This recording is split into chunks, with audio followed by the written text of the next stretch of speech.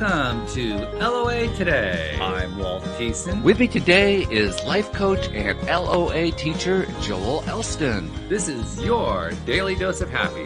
We are so happy you decided to join us today.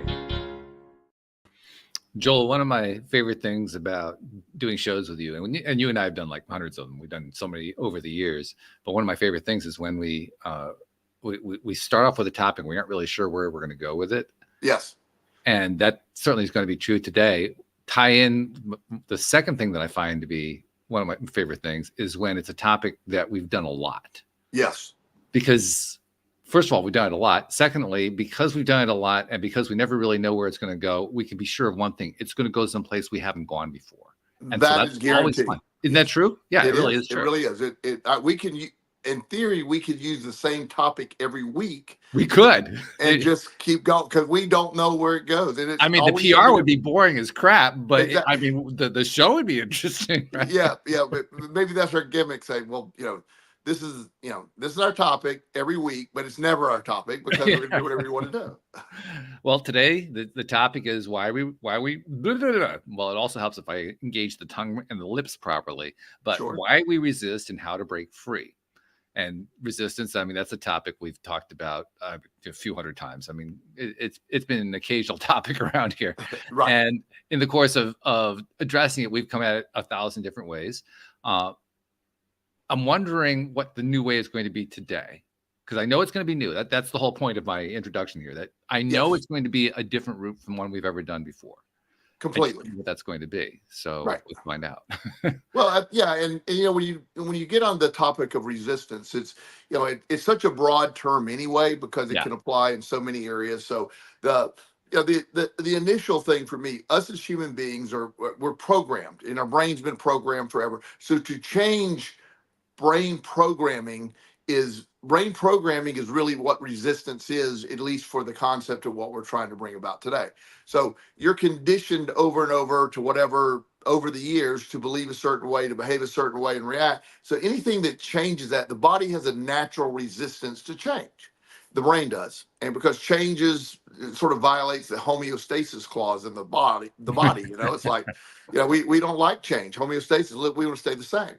And that's why I have a young man that I met with today. He's 25 years old and brilliant young man. He's got a, in his words, a good but boring job.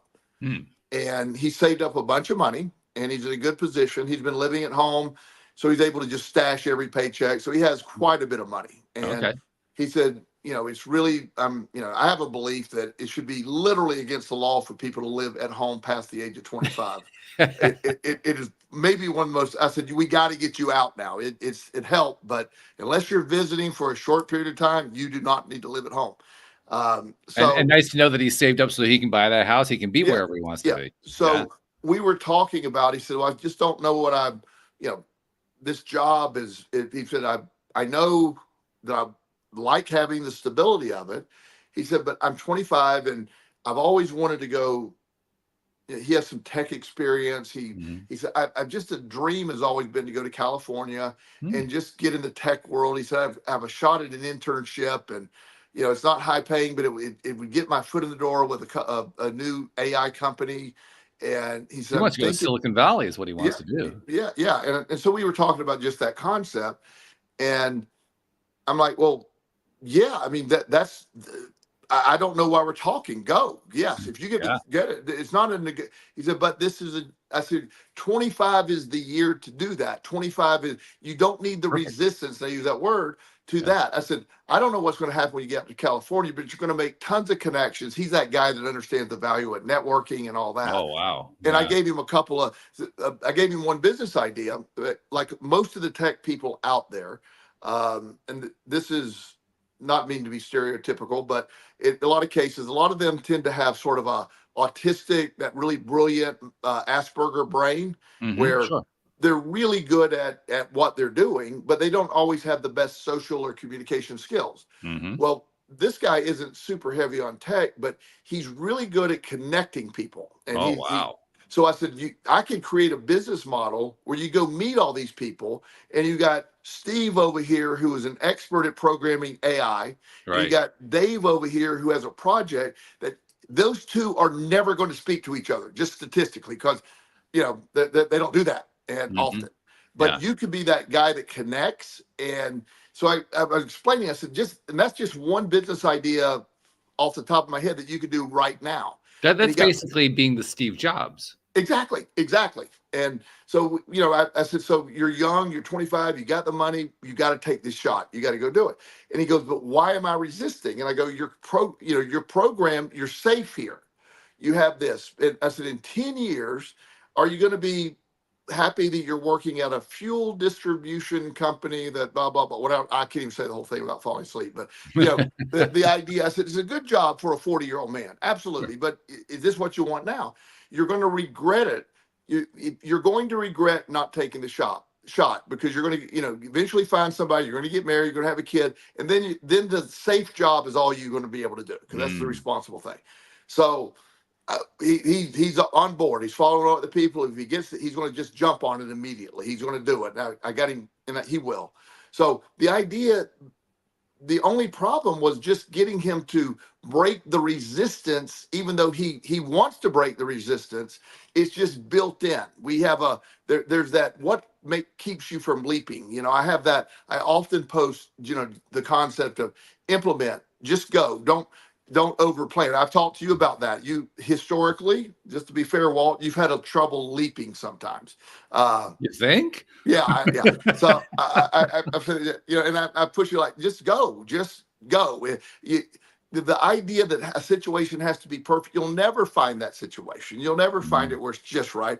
You got to go. You implement, you patch, you repair, you fix, but you get going. And that resistance wants to make sure everything's perfect before you leap. And that's, the job's already going to be filled, and that's not going to ever work. Very true. Yeah.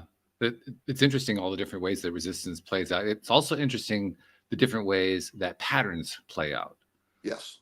I mean, statistically, I think this is probably true pretty much for everybody, although there's obviously going to be variations. But what is it they say? Like 95% of the thoughts we have today are the same ones we had yesterday. We're that heavily patterned. Yes. And the patterns continue day to day, week to week. Now, you just described about that young man. You described a life path that a lot of men have followed.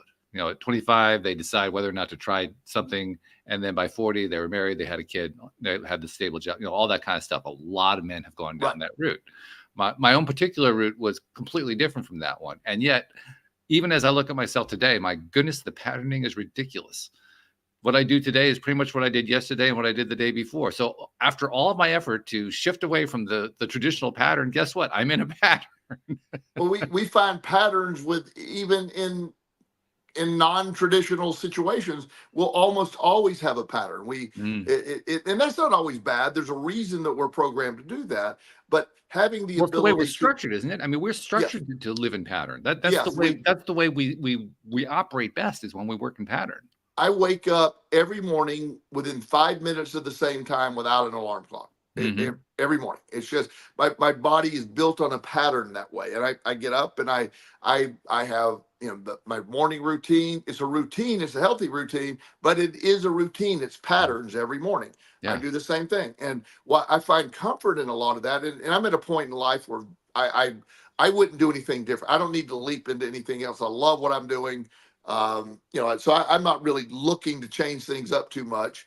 But when you're wanting something different, there is a tendency to get stuck in the patterns, and the same thoughts that keep you doing it today kept you doing it yesterday or did it 10 years ago. Exactly. Yeah. Now, the tricky part there, and I think this is where the whole concept of resistance really starts to come together, is it a pattern that serves us? Because you were just describing how your patterns serve you really well. Yes. That's a non-resistant pattern. Yes. It's the patterns that don't serve us that are resistant. Yes. And that's the perfect, I don't know if I've ever heard it said better than that. The patterns that are in place that serve you are not resistance. They're actually breaking resistance. When you have patterns that keep you stuck, then in cycles that aren't serving you, That's bad. That's when resistance is violating your progress. So it raises a few interesting issues. One issue is when you think that you're in good pattern or desirable pattern, or however you want to express it, and yet there's one or two things going on in your life that are repeatedly sending you the signal something's wrong, something's wrong, something's wrong. Now, I don't know about you. For me, that's something that has happened a lot in my life. Mm-hmm. It seemed like things were going well in all ways except for one way, and it was like that sign is just flashing in my eyes, warning, warning, danger, Will Robinson. I mean, it's literally that kind of thing. And the warning signs are very often about situations that I look at the situation and I would say, there's nothing to be warned about there. What's going on? Yeah. Why is that happening? And that's always been very confusing to me. Why is it that that's basically a description of resistance right there. There's a resistance going on. Why am I being resistant about something that really doesn't seem to matter to me? And yet it does. It must. Otherwise, I wouldn't be getting the warning. It has to matter, and it's the subconscious resistance that you're not aware of. You don't have access to what that is. It's something. It's something you failed at before, something that felt embarrassing before, something that you know. One of the things, I was talking to a friend of mine. He's wildly successful doctor. He's 59 and divorced. Gets along great. His kids are grown. His ex-wife is his friend. You know, he has this life. He probably makes $1.2 million a year, has a ton saved up, has a great life.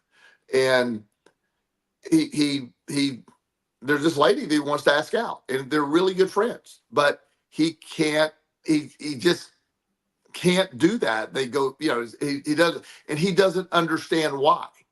And I go, there's a reason that you're so resistant to that. It's, you know, it's like, well, she's, you know, he's 59. She's, I think, 49. It's 10 years, not a gigantic, huge, insurmountable difference. No, my parents were 11. So why not? Yeah.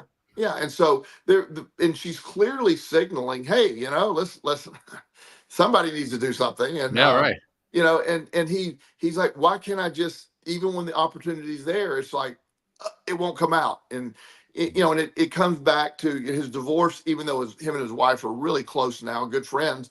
It was a brutal divorce. And, you know, it's just the idea of he said, I just am scared of it not working. And I just don't want to lose what I have with her right now, which is a very good friendship. Yeah. And well, you get burned badly enough. You don't want to risk getting burned again. Exactly. And so most of the time, resistance comes from being burned multiple times or one really bad time. There's a resistance to that.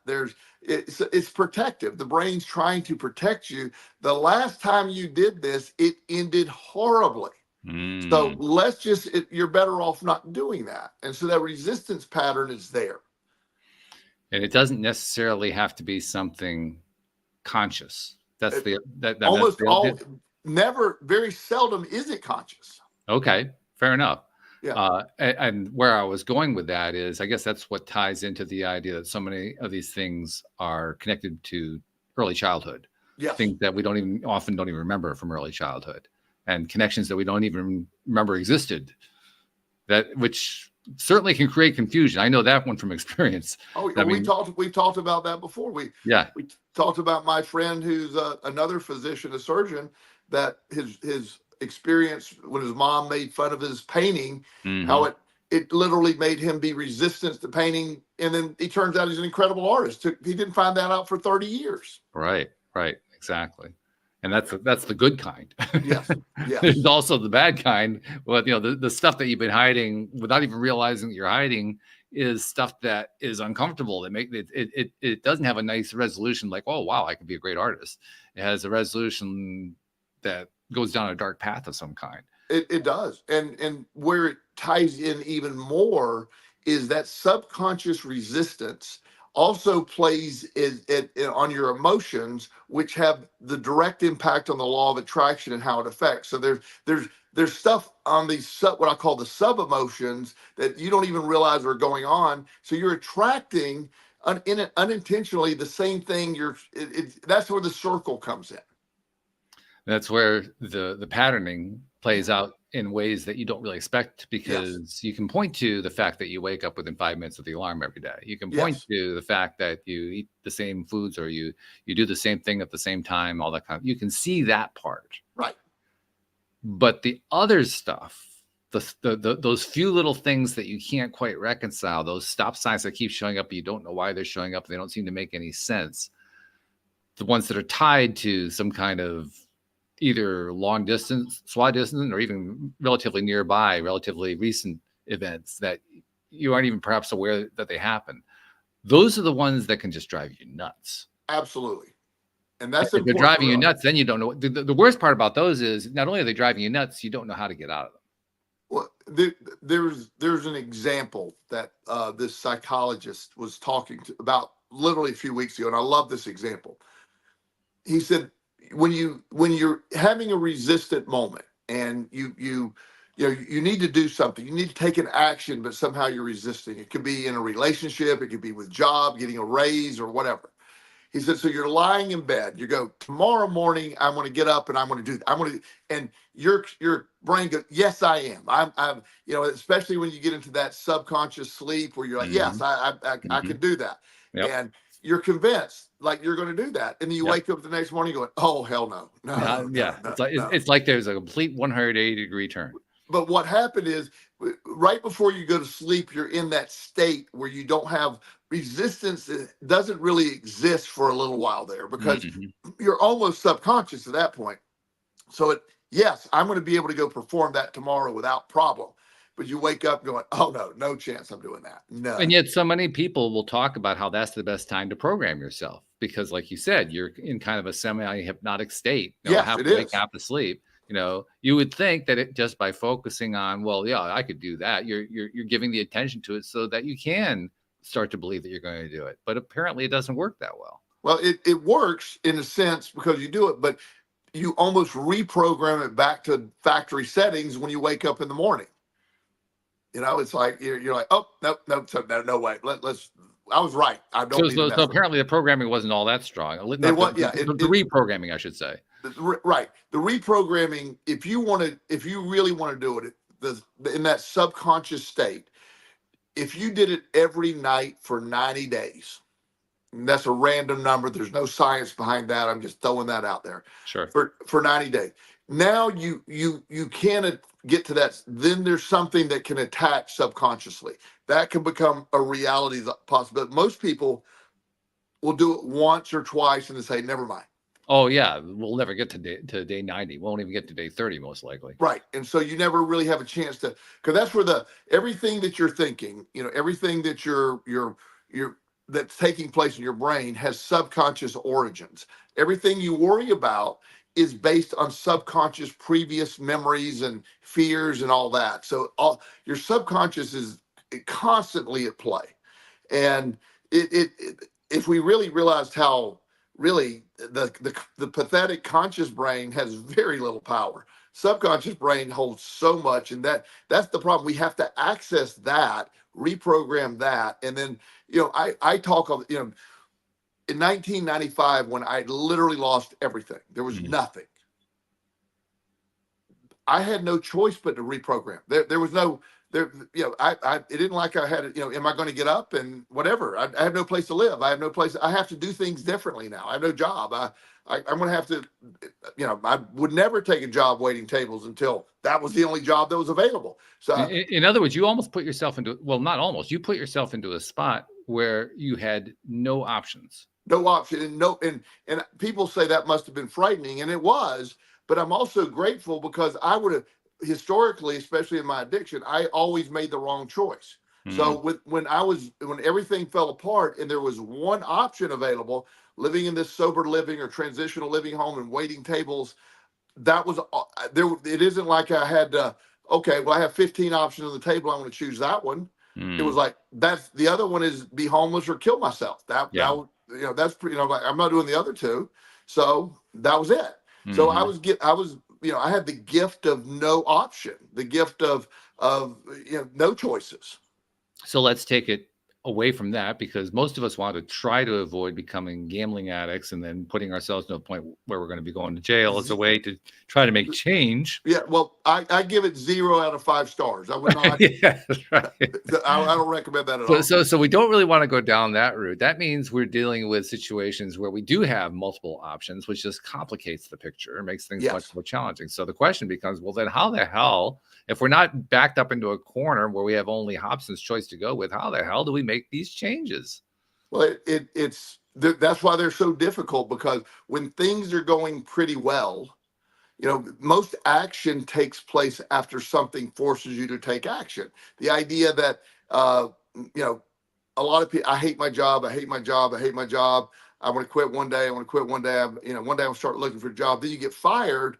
Now, all that changes. I got to get a job. Got to get a job. Now there's a whole level. You could have looked for 6 months before, but now you're looking desperately because you have to, you don't have, a lot of people don't have money saved up. So there's a need to go quickly. So you see the connection with, again, being put in situations, well, it's putting ourselves in the situation. I mean, what you just described, like you said, somewhere along the way, you could have deviated, you could have started to take the steps. You didn't take the steps. It's like that the mindset is one of wait until I trap myself and then I can do something. And that was my exact scenario when I was, as at the beginning of 1995 is when everything started to unravel for me. And I didn't officially get caught or fired until August 12th, 13th, somewhere around there of 1995. So I had this entire 8-month period where I was like watching this slow train wreck, and I knew where it was going. Yeah. And I could not stop the behavior that was causing it. It seems so absurd. All I had to do was stop what I was doing, save up money, pay back the money that I'd taken. I could do it where nobody knew about it, and I could continue my job. And I did not have I just could not implement that. And we know now in retrospect that in your particular case, the last bit of that was probably the thing that stopped you. And then you could go on with your job. You didn't want the job. Right. It was the last thing you wanted was that job. And that probably did more than anything else to stop you from taking the steps you knew how to take. Yes. And that becomes that process. So, the ideas that hold us, that keep us stuck, a lot of times we just wait for things to fall apart because we know that forces action, and then we go forward. Like I'm too comfortable right now. I will not be able to act until I'm ripped from my comfort zone. That resistance, comfort zone, resistance, they sort of go together. But once you're ripped from that comfort zone, if you want to eat, you're going to have to do something, period. That's simple. Want a roof over your head, you got to do something. So what we're really driving at here is if you want to change the subconscious patterning that you've been building up all these years that is working against what you really want in life, you got to take that huge step and not just put a toe out. You got to jump completely outside that comfort zone. Yes. Because otherwise it ain't going to happen. Yeah. And because when you're trying to tiptoe out, this overpowering pulling you back. The leap forward is when you got to pull away where there's nothing. It's almost like cutting ties to that where you're forced to do something differently. And that's why you often hear situations like I was describing earlier. People subconsciously sabotage their lives a lot of times to make actions happen. Yeah. Yeah. And boy, is that frustrating. Well, it's a very frustrating, especially when it's like, okay, I could have done this differently. And also there's a sort of another nuance here that I don't know if you ever feel this way. Sometimes I don't even know what I want. It's like I can have a scenario like, and nothing in my life really applies now, but what do I really want to happen? Do I want that to happen? It's almost like, so you can get stuck in sometimes on the lower level things. The resistance really isn't a strong resistance. It's just simply. Well, and yet that is a form of resistance. Though. It is, certainly. Yeah, right. Because the moment that you don't really have any focus on what it is you really want is the moment you're not going to get it. Absolutely. And that's the, so I love when, I tell people all the time, and usually pisses them off, so I don't mind that either. But when somebody's, oh my God, Joel, I lost my job. The first, my words are always congratulations. Congratulations. Yeah. Yeah, because you hated that job. Don't act like, I don't know what I'm gonna do. I lost my job. You've been bitching about that job for 6 months. I mean, finally it's come to now we can start moving. That is true. It's I guess it's the main reason why so much of life feels like a roller coaster when you're making progress, because that's kind of what that is. Yes. That's, you in a sense, you're kind of waiting for the next thing to go completely wrong, so you have to do something. Well, that's a roller coaster by definition. The car is rocking you this way and then swooping you that way and all that kind of stuff. Yes. Talk about being outside the comfort zone. Way outside the comfort zone. Yeah.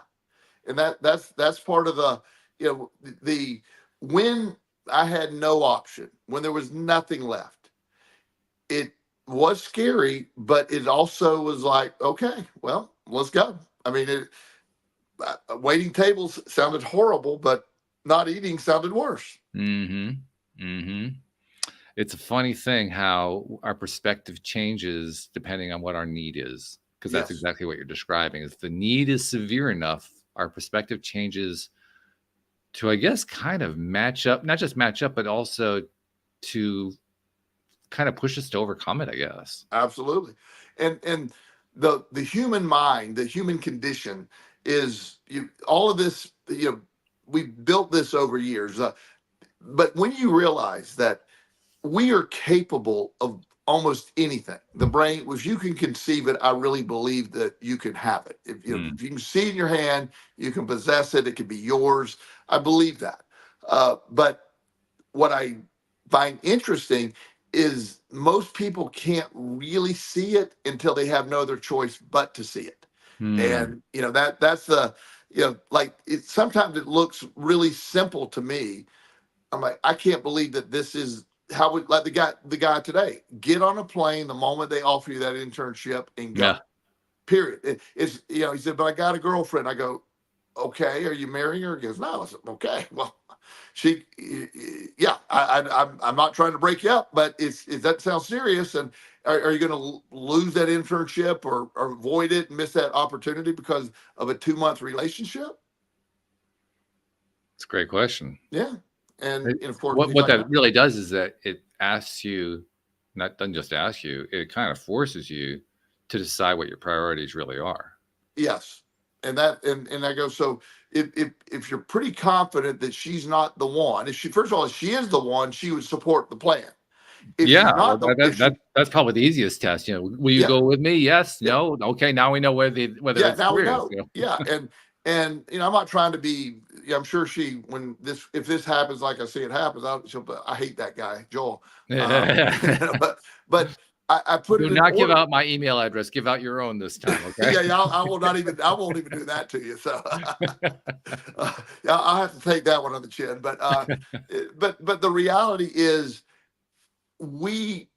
there's an internal drive. I really, and I believe this way. Not everybody agrees with me, but I really believe there's a point and a reason for us to be here.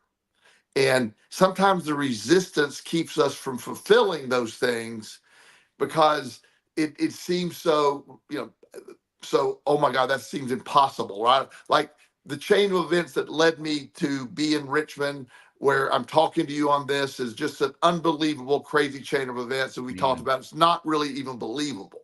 Right. And so I was given the gift of not having much choice. That stuff unfolded. I didn't really do anything, Walt. I just sort of like, okay, I'll go there. And it worked out really, I didn't really do a lot of effort in this stuff, Kind of raises the question of, okay, so how do I turn that into a formula that other people can use? I haven't really duplicated it, but well, I think we kind of touched on it though. I mean, the way you did it is you put yourself into a corner. Yeah. So you had to figure, you had only one way out of that corner. What are you going to do? You go to either take that way out or you're going to kill yourself, one or the other. That was it. Yes. And and there's events that take place in our lives. There's multiple events. The synchronicities that happen where we connect with people in situations, they're there. They exist. A lot of times we will ignore them. The ones that I have actually followed through with, or sort of let them go where they needed to go, have led to incredible things. I don't know how many synchronicities I've ignored, turned my back on, just tons. I mean, it's sad, because they're not really sad, because I've ended up in an incredible place. That's a wrong statement, but you wonder, you know, I've never had one of those synchronicities that didn't lead to great things, but I have probably ignored 1,000 of them that I'm even aware of. Right.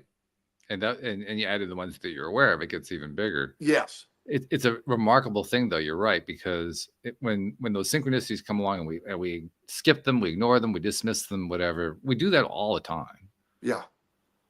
If I were to find some way to catalog them, I have no idea how to do that. But if I found some way to catalog them and keep track of them, log them on a day-to-day basis, so that I could go back and reference them, I would probably, first of all, drive myself crazy with how many opportunities I'd missed. Yes. But more than that, I think it would perhaps give me the breakthrough to the answer that I've been trying to drive at with our conversation, which is, how do I break the pattern? How do I break these habitual patterns that I'm in that are stopping me, that I'm resisting on? And the answer is very clear. You start paying attention to putting those synchronicities to work, because somewhere along the line, they're going to break the pattern just by following synchronicities. I just thought about this. It really fits nicely. And by the way, this topic is going lovely today. I like it. Well, it always works this way. It does. It does every time. And we don't know what it is. I mean, it's not like you and I pre-planned this one.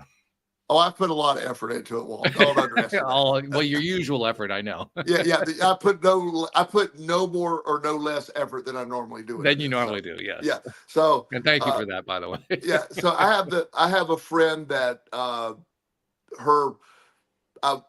was my best friend, who passed away years ago.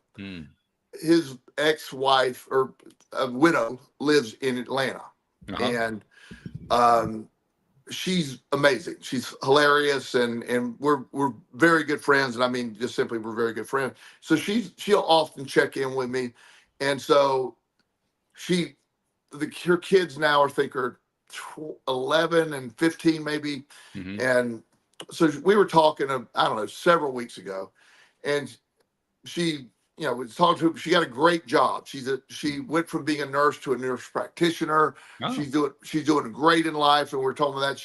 She said, I've been just can't attract a man. I need somebody that's, that would understand. And most importantly, I need somebody that accepts my kids. And she said, but I do have this date with this guy coming up. And I said, okay. And, I said, well, I hope that works out. I said, yeah, somebody hooked us up. And I don't know how we got to the point, but she said, well, yeah, my friend Kevin is going to watch the kids. And I said, okay, well, that's cool. I said, who's Kevin? I'd never heard of him. Oh, he's just this guy that, he lives around the corner. We're really good friends. And when we go out to dinner, he takes the kids out. The kids love him, all this. And so I keep hearing talk about Kevin. I'm going, yeah. I said, I got to ask the question. I'm a little confused. You keep looking for it. It seems like this guy, Kevin, is already the person filling in the blank. And she goes, I never really thought about that. I said, he's got a good job, and the kids absolutely adore him, and he's trusted with the kids. He's known them since, and I was like, really? And it ended up being, something she started thinking about. And so Kevin sort of had that. And they're good enough friends to say this. She goes, talked to Joel the other night, and he asked, so she ended up, they started dating, and it's going great. It's just it's so obvious. Good for them, by the way. Yeah. And it's so, and he never thought about it either. He was like, well, yeah, it's sort of weird, because he was divorced and never remarried. And, just always was helping her out. And the person, everything she was describing in a person was him. Mm-hmm. And he's been there the whole time. He's been there since the kids were little. Yeah. Yeah. Yeah. And so that's hiding in plain sight is what and so the resistance was so strong that even when it was so friggin' obvious, it just wasn't something she could see, or he couldn't see either. He texted me and goes, yeah, that was a good suggestion. I Understatement of the Yeah, yeah, century. yeah. But how many things are like that? How many things that Mm, that we're resistance? Sometimes we're resistance to things that are already there. We just haven't seen them. yeah, yeah. And sometimes we're resistant to things that are already there that we have seen and we've dismissed. Yes. That's essentially what that situation is. Yeah. Yeah. What matters? What goes? When you're anything you want. One of the things I always try to get people, let's change the lens. Let's look at everything in your orbit and see, is it already there? Because so many times I hear people are seeking things that are already there. I'm reminded of a scene from, I'm pretty sure it was from one of the Harry Potter movies. And it's Professor Trelawney. She was the kind of weird one who was always predicting the future and predicting badly, but she got 2 right, and so that's why Dumbledore kept giving her job and a raise and so forth. But in this one scene, I don't even remember which movie it was. It may have been like the 6th or 7th movie, 6th movie, I would think, the Half-Blood Prince. But I could be wrong about when this took place. But anyway, she's playing with tarot cards or something equivalent to tarot cards, and she's laying the cards out and she's saying them as she's laying the cards out. And then she lays out the perfect layout that describes exactly what's going on, but includes details she knows nothing about. Right. And she says, well, that can't be right. And she starts all over again. Yeah, exactly. Exactly. And that's sort of the thing. That's a great example because the universe, I really believe this. The universe is conspiring. It wants us to get it. It's us that blocks it. It's not the universe. It's like, come on. I just imagine if there is such thing as a guardian angel or someone looking at this going, just shaking their head going, are you kidding me? Really? I mean,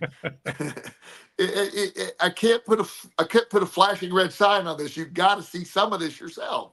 People have actually written novels and stories about situations where there was that guardian angel, that spirit guide or whatever you want to call him, who has been trying for, it seems like, for millennia to try to get their host person that they're working with, to get this one signal and Right. get the signal. Come on, get the signal. Come on. You can do it right now. Come on. Get the signal. And finally he gives up, says, oh, forget it. And he gets a signal like, oh my God, what happened? that life feels that way sometimes too, because we there's so much going on, and we are, it's natural to desire things. It's not, in fact, that's a good thing when you're looking for things and you're wanting things. That's sort of, you can really have everything. But the blocking mechanism of resistance is, if we could easily defeat resistance, it would be like just literally tuning the radio dial to exactly what you want is there. Well, let me pause and just kind of toss an idea out there. Just because it just occurred to me. Maybe it's a clue to how we can knock this resistance monster down. Maybe we should just stop caring about resistance. Okay. I don't really know even how to do that necessarily. Yeah. Well, the problem, and I'm open to all ideas, but remember, you can't not care about something that's stored subconsciously because you don't know it's there by definition. That is a problem. Yes. Yeah. So let's work on it, but it's not quite there yet. Okay. The resistance doesn't care. It's in a place where caring isn't a factor. That's really interesting, though, isn't it? Mm-hmm. Because on the one hand, you don't really care about it, at least not consciously. But on the other hand, you care about it subconsciously. You care. Yeah. Your subconscious kept. I mean, that's how the programming happened, right? The programming was that you kept playing that over and over and over again subconsciously. Yes. So on some level, you did care, right? Even if you don't care consciously. Yeah. Well, shoot.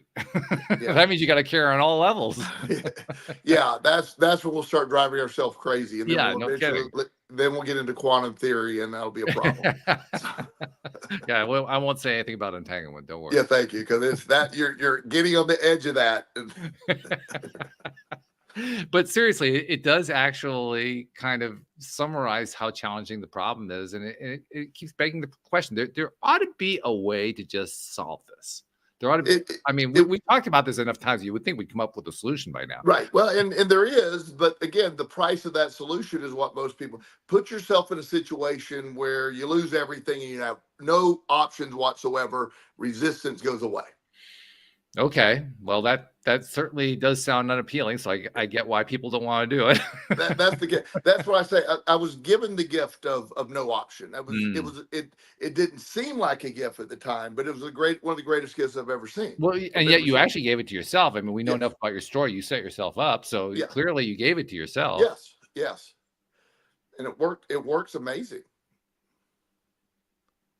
It's one hell of a prescription, though. It really is. I mean, it is. It really is. So I would love to see this concept of us understanding, when people understand what keeps them going. Is there, like, I asked somebody the other day, did you ask this like, this guy he wanted a raise, and he's this timid young man that is like, well, I don't know.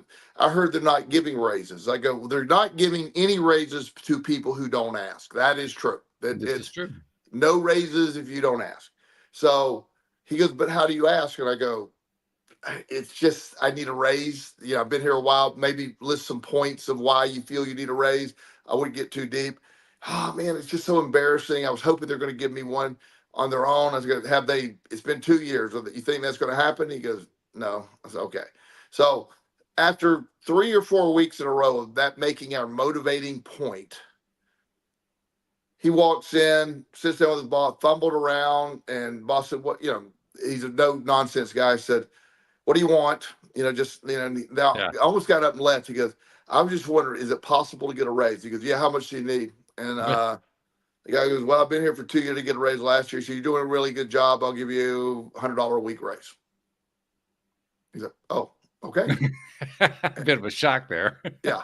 And so he was not expecting that, but he almost automatically was like, why didn't I ask a year ago? And I go, but we have that. There's things that you think about, you should ask, but you dismiss, the idea of, the relationship stuff's almost always the most obvious because most sides never ask. And, it's so freeing in relationships to just simply ask. Yes or no is okay. It's that in between that seems to drive everybody crazy, but I don't know. So let's just ask or not ask. I don't know why we have such a roadblock to that. And also, by the way, I am the last I think person. I do know why. I think I can answer why. The reason we have such a roadblock to it is that we haven't lived through to the point where we realize what the negative consequences are of not asking, of not saying. We haven't gotten through there yet. Yes. And a disclaimer for our audience. I am the last person on the planet to give relationship advice. Just say it is not Joel's wheelhouse. I got a lot of wheelhouses, but that's not one of them. Which is pretty wild because like half the things we've talked about today are relationship based. Yeah. Figure that one out. Believe it or not, I'm good at sort of telling everybody else what to do. Just saying. So you don't give relationship advice. You just say, go do this. Yeah. This is the step that you should take. I think you're pretty good at relationship because you see two people who are perfect for each other. And you say, well, hey. I really, I made some relatively poor relationship choices in my mid-20s.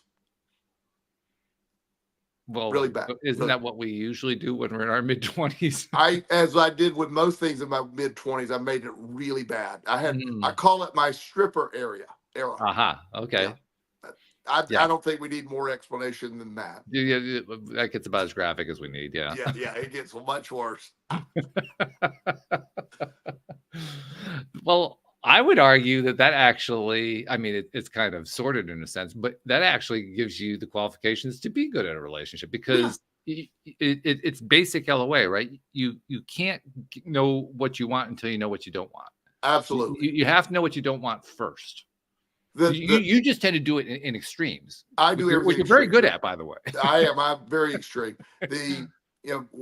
I don't know if I've told this story to you even personally. I don't care if I say it. Years ago, as I said, this one young lady I was dating, she was a stripper, and I was over at her apartment, which she shared with 3 other strippers one night, and 4 masked gunmen break in, and they have a shotgun. They hold a shotgun to my head and take my money, and which was really disturbing. So Yeah, I would think, yeah. yeah. So years later, she contacts me, and she found me. She said, "You seem to be doing well. I owe you an amends." And I said, "Okay." And she goes, "You." This was the funniest question in the world. She said, "Do you remember the night that the guys broke in with a shotgun?" I go, "I recall that. Yes." Yeah, that kind of stuck in your mind a Yeah. little bit. And Yeah. she goes, "That was a setup. They were my friends. They were never going to hurt you.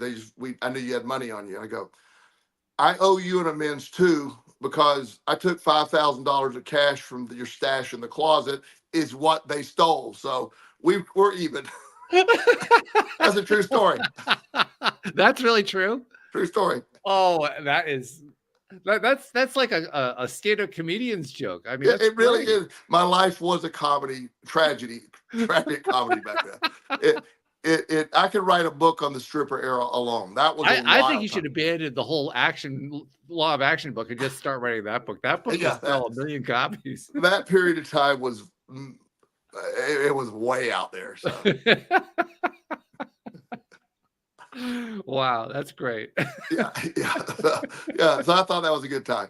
But it was just, you see all this stuff, and I'm always fascinated that we have a group of people that, as humans, we're here. We have this incredible gift.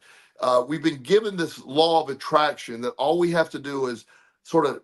Seems so simple, but yet there's many factors, but resistance is one of the biggest ones that keep it from really working. And it's so easy to say, "I don't want to resist anymore," but the part that's resisting doesn't hear that when you say it. It doesn't hear that. Yeah, because what it hears is the same old record it's been playing all these years. Yeah, I'll give you an example. Walt, I want you to tell your heart to stop beating right now. Yeah, right. What's going to happen? It won't. It's going to. Well, there are some people who are capable of doing that, but I don't want to push it. I'm going out on a limb and say you're not one. So not one. No, that's a fair. It's a safe statement. Yes. Yeah. So, but you get my point. The idea that you know, if you, and by the way, it's a good example. That's a perfect example. There are people that can do it, but you know how many years it takes to train lots and lots of training. Years of monks that spend years in silence and practicing that. Right. So yeah, you can change it, but they didn't just decide, "I want to be able to control my heartbeat with my thought anymore." They didn't happen in one day. One of the things that I find to be most fascinating on this whole topic, because the topic is essentially how we have programmed ourselves and how that programming continues to control us to this day, and then leading up to the question, how do we change the programming? That's essentially what we're talking about. Yes.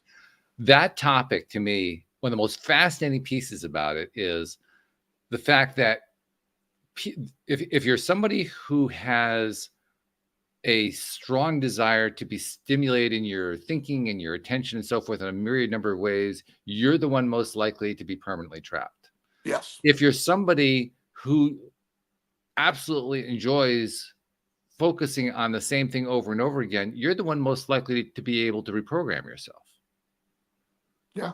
It's almost unfair. It is. And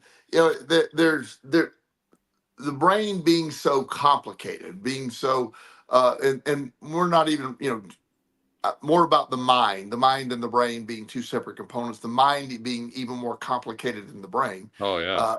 Yeah. And so the systems that are in place, the subconscious operating system that is there is meant to be difficult to change. It's there for a reason. It's protective, and those protective reasons don't really apply in modern day, but they're there for a reason from evolution. They're there, and it would be great if, one of the reasons that people who use psilocybin in a therapeutic manner can speed that process up, because psilocybin or other psychedelics used properly can possibly speed up that process. It gives you access to the subconscious brain that didn't exist when you're not under the influence of Mm. psilocybin. Yeah.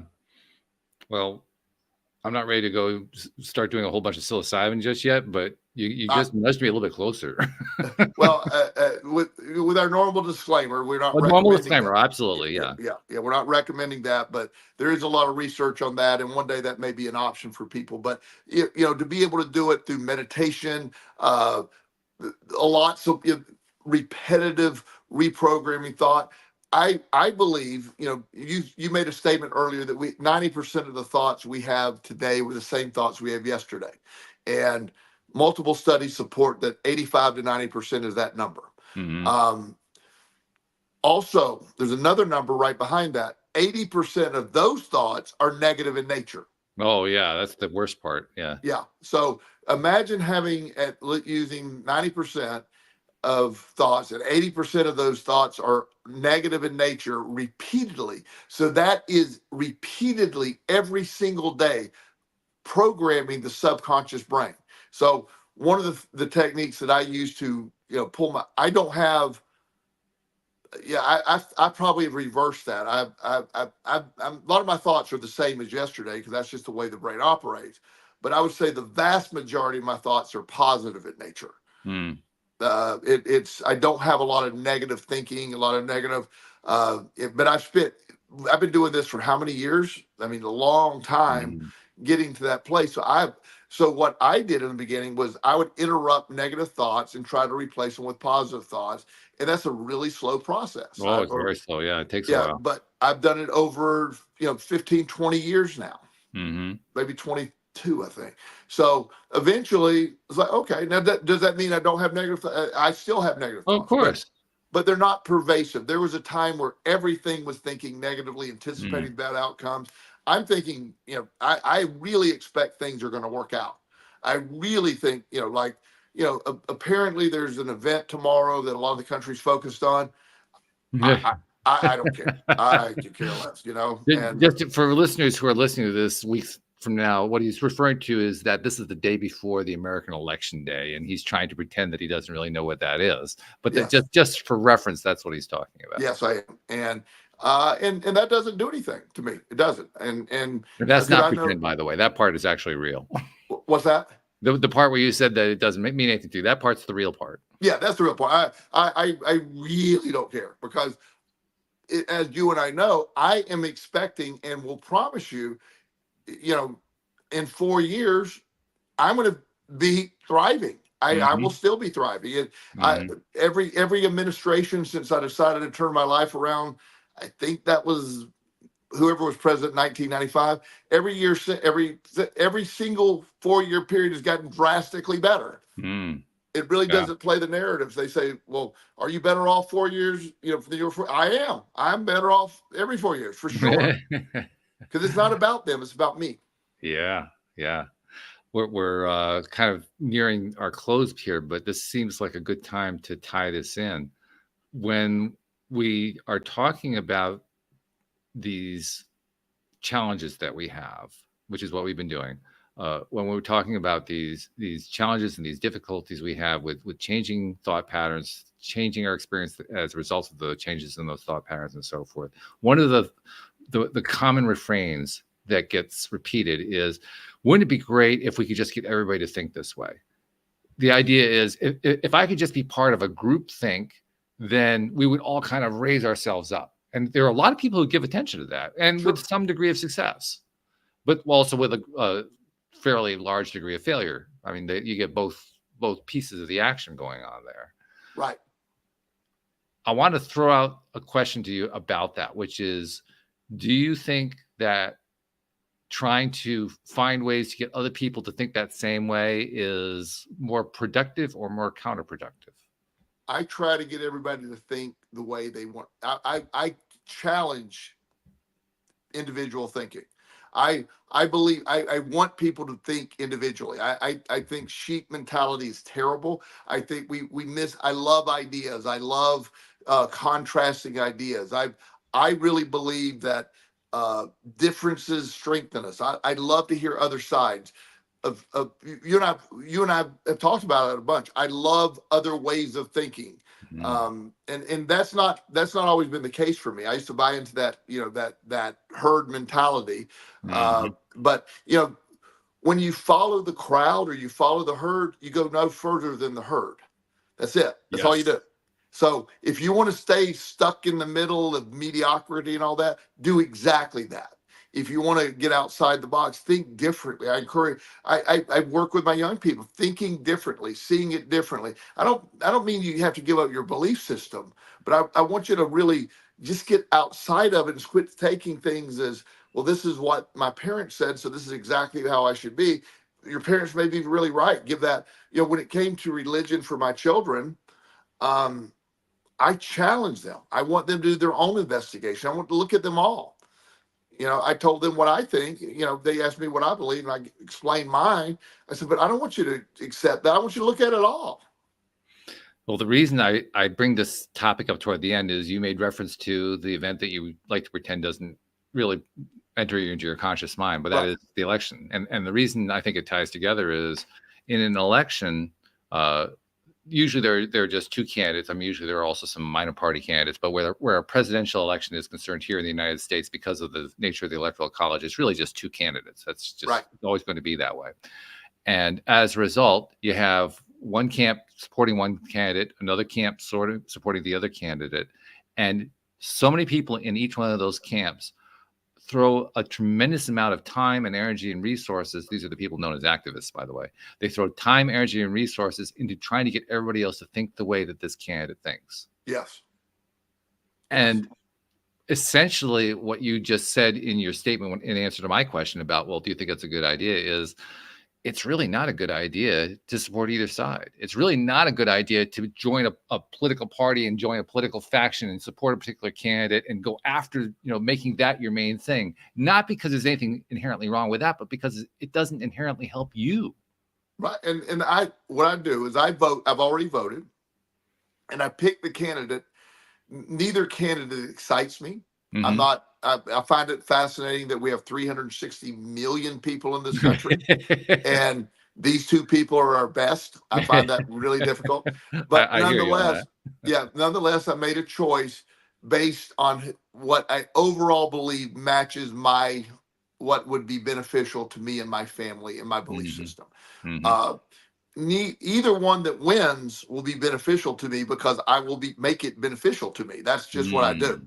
But I did vote, as I feel that's my responsibility. But when you try to, there isn't any one group that I identify with completely. And I don't want to get into individual political things. Yeah, sure. It'll drive me crazy. But I tend to be conservative in nature. But when I say that, it's more fiscally conservative than anything else. I'm more libertarianish, I guess. That's not even really me, but somewhere in that vicinity.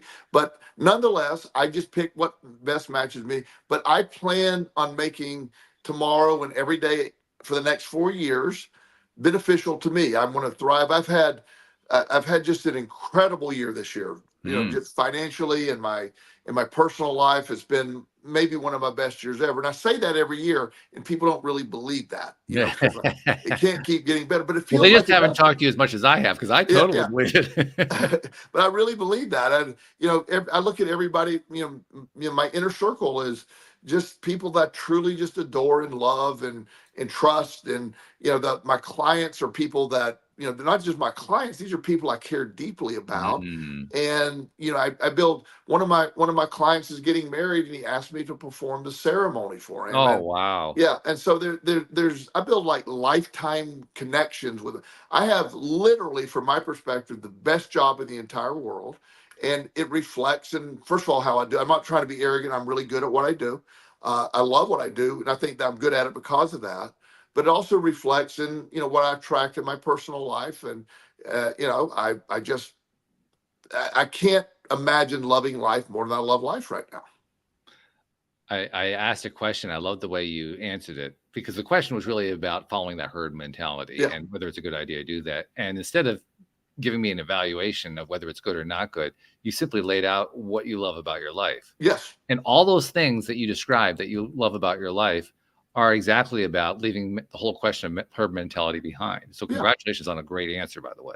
But I mean, see, it's simple. Say, well, don't follow the herd. March to the beat of your own drummer. There's a million answers I could have given you, but I want to give you my life. That is my mentality.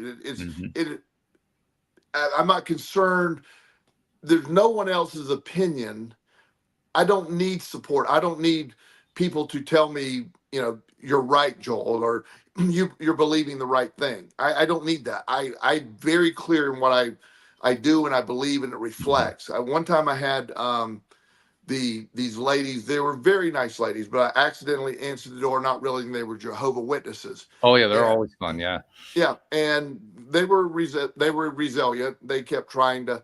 So I kept talking back to them. They said, "Well, can I share some information?" I go, "Can I share some information with you first?" Yeah. And so I handed them a book. You took one of my favorite plays. You just grabbed it right out of my playbook. Yeah. I love doing that. That is so much fun. Did you hand them the book, The Secret? I didn't know, but I'm going to use that one next time. So, of course, I have several copies by my front door just in case. Just in case Jehovah's Witnesses. Yeah. I didn't know it was going to be for the Jehovah's Witnesses, but, that's who got it. And I talked to them about it. They kept trying to say, well, that's nice. And I go, no, you're not understanding. And finally, I actually had the Jehovah's Witness say, "Thank you, have a good day," and just try to get away from me. I'm like, no, come, take my book, please. I had Jehovah's Witnesses running to avoid getting my book, The Secret.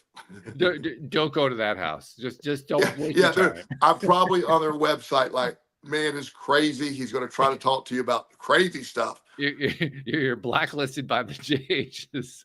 Yeah, well, I mean, there's worse things. That is funny. Really good stuff. Well, we did it.